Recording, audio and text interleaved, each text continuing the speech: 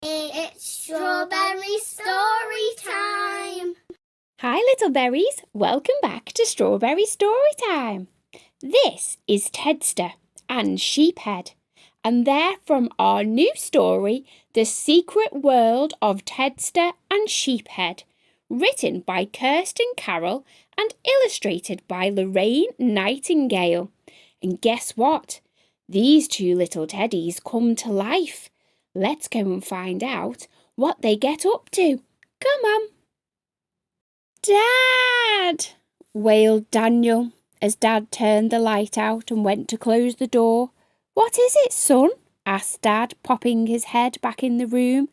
I'm scared of the dark, whispered Daniel. What if there's a monster? Dad chuckled. There's no such thing as monsters, son. But I tell you what, hang on a tick. And he disappeared across the landing.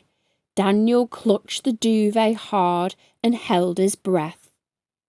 A minute later, he was back. Here you go, he said, tucking two teddies under the covers next to Daniel.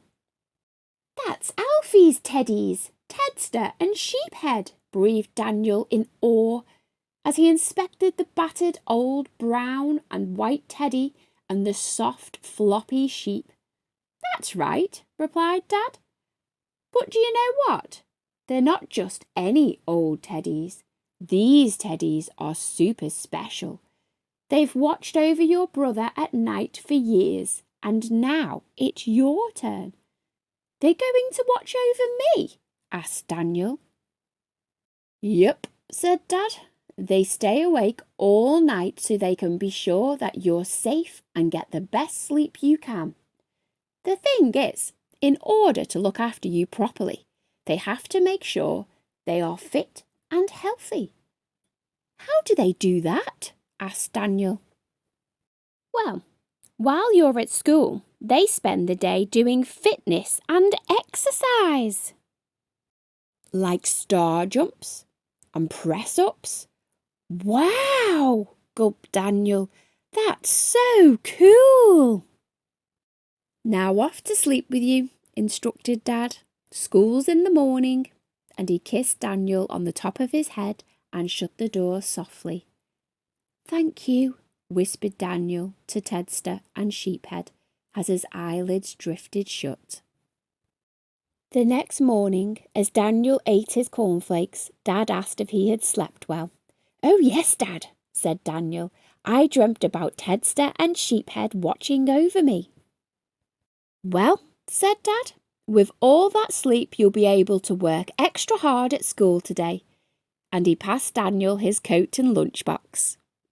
At break time, Daniel was in the playground with his friends and he was telling them what Dad had said about the teddies.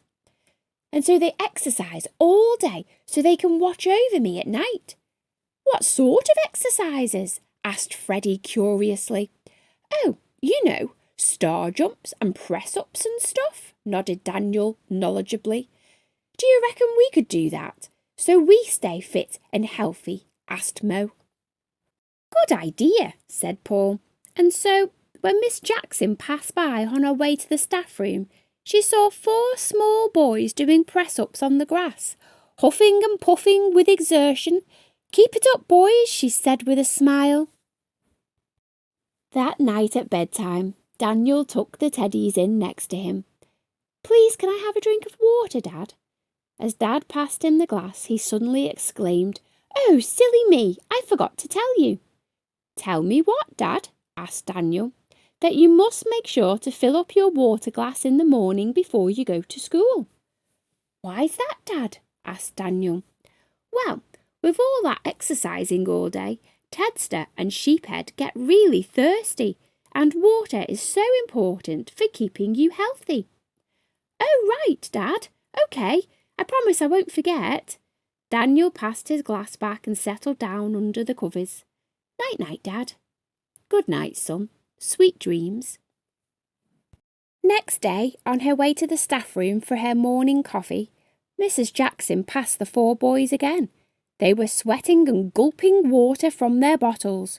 Goodness me, boys, she remarked. You're really into this fitness.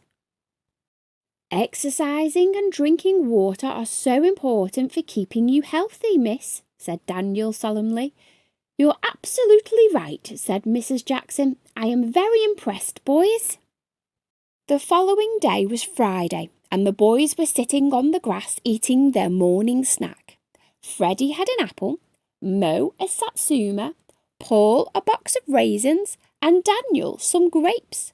Suddenly, Daniel clapped his hands. I have an idea, he exclaimed.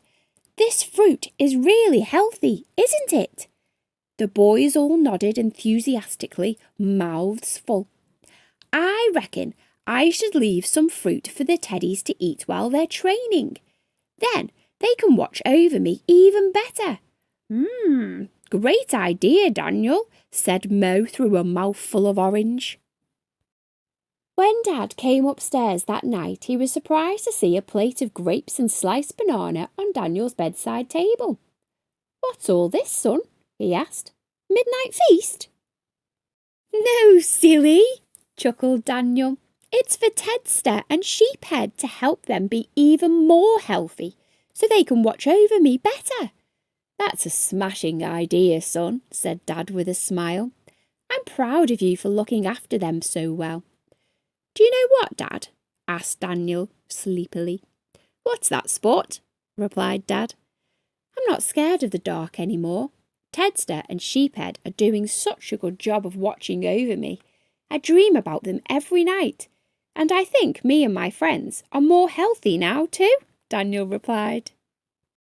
That's great, son. And speaking of healthy, you've got a football match in the morning, so you best get some shut-eye or you'll be too tired to score that hat-trick you've been talking about.